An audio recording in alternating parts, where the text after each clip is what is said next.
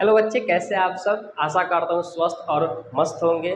बच्चे, आज मैं आप लोगों को साइंस का सिलेबस बताने वाला हूँ जो कि बिहार बोर्ड 2024 से 25 के लिए है। ठीक है।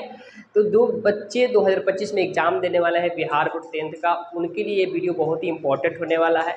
बच्चे, किसी भी सब्जेक्ट को पढ़ने से पहले आपको उसकी सिलेबस को जानना बहुत ज़रूरी है। जिस प्रकार कहीं अगर मंजिल तक पहुँचना है तो आपको रास्ता की बहुत अच्छी तरह से पता होना चाहिए। उसी तरह से अगर किसी सब्जेक्ट को पढ़ना है तो उसकी सिलेबस बहुत ही अच्छे तरह से आपको पता होना चाहिए।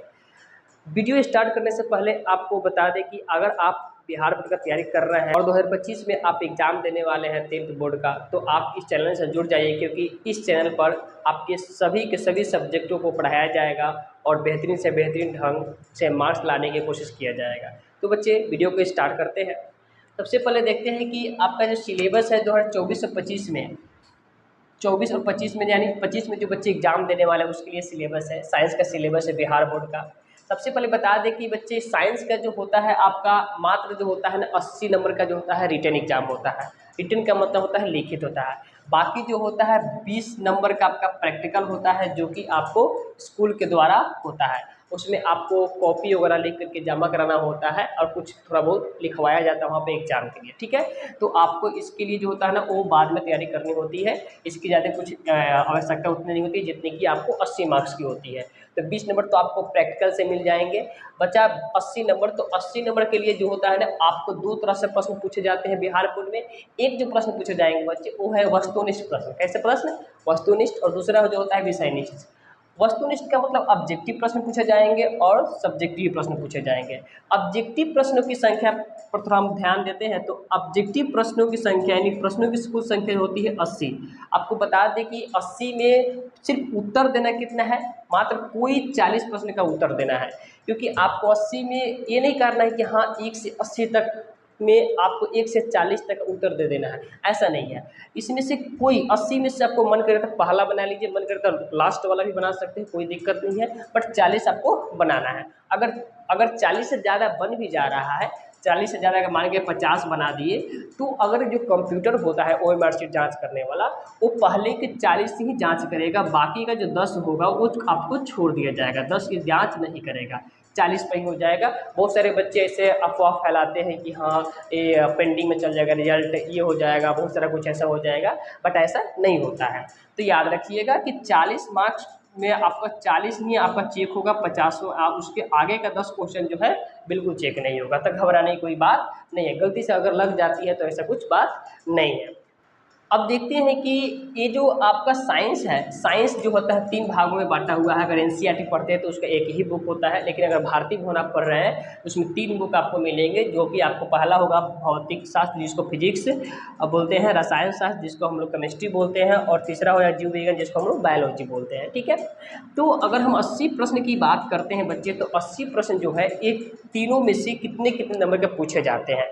जरूरी नहीं है कि बच्चे कि आप 26 यहाँ पर क्वेश्चन इसमें से है, 26 इसमें, 28 इसमें से है, तो आपको सब में से ही उत्तर देना है। आप कोई भी 40 दे सकते हैं, यहाँ पर जो लिखा हुआ है कोई 40 दे सकते हैं, इसमें कोई दिक्कत नहीं है। तो सबसे पहले जान लेते हैं कि भौतिक शास्त्र जिसको हम लोग फिजिक्स बोलते हैं बच्चे, उसमें से आपको ऑब्जेक्टिव क्वेश्चन कितने पूछे जाते हैं, तो याद रखिएगा 26 क्वेश्चन पूछे जाते हैं ऑब्जेक्टिव। ठीक है।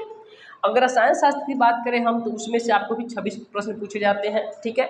और जीव विज्ञान की बात करें यानी बायोलॉजी की बात करें तो 28 प्रश्न इसमें से पूछे जाते हैं। यानी फिजिक्स 26 नंबर का, केमिस्ट्री भी 26 नंबर का, और बायोलॉजी कितने नंबर का, 28 नंबर का।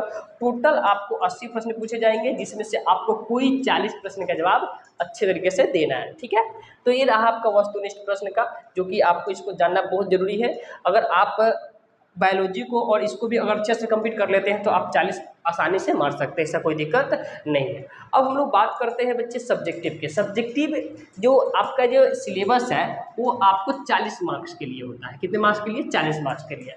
अब देखिए भौतिक शास्त्र यानी फिजिक्स की बात करें तो इसमें आपको लघुत्तरीय प्रश्नों की संख्या रहती है 8। कितनी रहती है? 8 रहती है। जिसमें आपको उत्तर देना कितना का रहता है? इस 8 में से आप कोई जो इच्छा हो बच्चे वो आपको उसमें से 4 प्रश्न का उत्तर दे दीजिए। और प्रत्येक प्रश्न जो होता है बच्चे वो मात्र 1-2 नंबर का होता है। कितने नंबर का होता है? 2 नंबर का। 4 दूनी 8, यानी लघुत्तरीय प्रश्न आपका 8 अंक का पूछा जाएगा। प्रत्येक प्रश्न जो होता है आपको दोगुना होता है, यानी 8 में से आपको मात्र 4 ही का उत्तर देना है, ठीक है। और एक प्रश्न आपको सही उत्तर देते हैं उसके लिए 2 अंक आपको मिलते हैं। अगर फिजिक्स की बात करें ध्रुवतरीय की, तो इसमें जो होता है आपको कोई 2 प्रश्न यहाँ पर पूछा जाएगा जिसमें से आपको जवाब देना है मात्र 1 का, और ये जो क्वेश्चन होता है ये 6 नंबर का होता है। तो 8 6 14, यानी कि भौतिक शास्त्र से यानी फिजिक्स से आपको सब्जेक्टिव प्रश्न जो पूछे जाएंगे वो 14 मार्क्स से पूछे जाएंगे, ठीक है। उसी तरह से रसायन शास्त्र में अगर देखें तो लघुत्तरीय प्रश्नों की संख्या फिर वहीं पे 8 रहती है, जिसमें से आपको कोई क्या उत्तर देना है, 4 उत्तर देना है, और वो प्रत्येक उत्तर के लिए आपको 2 अंक मिलेंगे, यानी 8 अंक यहाँ पे भी मिल गए। और उसी तरह से लघुत्तरीय प्रश्नों की संख्या यहाँ पर कितनी होती है बच्चे, 2 होती है, और उस 2 में से आपको कोई एक उत्तर देना है। लेकिन यहाँ पर जो 6 मार्क्स का होता है फिजिक्स में, और केमिस्ट्री में अगर आइएगा तो केमिस्ट्री मात्र आपको 5 अंक का ही ध्रुवतरीय मिलेगा, जो कि यहाँ पर 5 लिखा हुआ है, ठीक है। जीव विज्ञान में वैसे ही लघुत्तरीय प्रश्नों की संख्या 8 होती है, जिसमें से आपको प्रश्न उत्तर इसका देना है 4 में से जो होता है आपको चारों का चारों अगर सही होता है तो इसके लिए 8 अंक आपको मिलते हैं। और लघुत्तरीय प्रश्नों की संख्या होती है 2, और उसमें से अगर उत्तर दे दीजिएगा कोई एक का तो आपको मिलेगा कितना, 5 अंक मिलेगा। तो ये जो अगर जोड़िएगा तो यहाँ पर टोटल का टोटल कितना हो जाएगा, 40 अंक हो जाएगा। जहाँ जहाँ अंक लिखा हुआ है उसको जोड़ लीजिएगा तो ये 40 अंक आपका टोटल हो जाएगा, ठीक है। तो ये बहुत ही जरूरी है सिलेबस, क्योंकि अगर आप साइंस पढ़ रहे हैं तो सिलेबस को जानना बहुत ही इंपॉर्टेंट है। इसके बाद से हम लोग चैप्टर बाई चैप्टर पढ़ेंगे, तो ये सिलेबस आप लोगों को जो होता है ना बहुत ही अच्छा लगा होगा। उम्मीद है कि आप जो प्रैक्टिकल का जो है इसके लिए चिंता ना करें, ये स्कूल के द्वारा दिया जाता है, और सारे बच्चे को लगभग इसमें से अंक प्राप्त हो ही जाते हैं। आपको मेन रूप से फोकस करना है जो 80 मार्क्स का जो रिटेन होता है ऑब्जेक्टिव और सब्जेक्टिव के लिए, उस पर आपको अच्छे से फोकस करना है।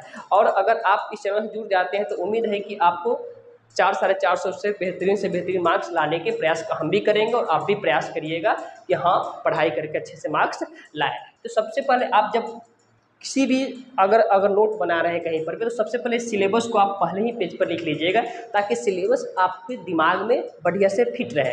सिलेबस के अनुसार अगर पढ़ते हैं, यानी रास्ता अगर सही मिल गया आपको, तो आप अपने मंजिल तक जरूर पहुंच पाइएगा, और आप जो सोच कर रखे हुए हैं कि मुझे इतना मार्क्स चाहिए वो आपको जरूर मिलेगा, ठीक है। तो प्यारे बच्चे, ये आपको वीडियो कैसा लगा कमेंट में ज़रूर बताइएगा। धन्यवाद।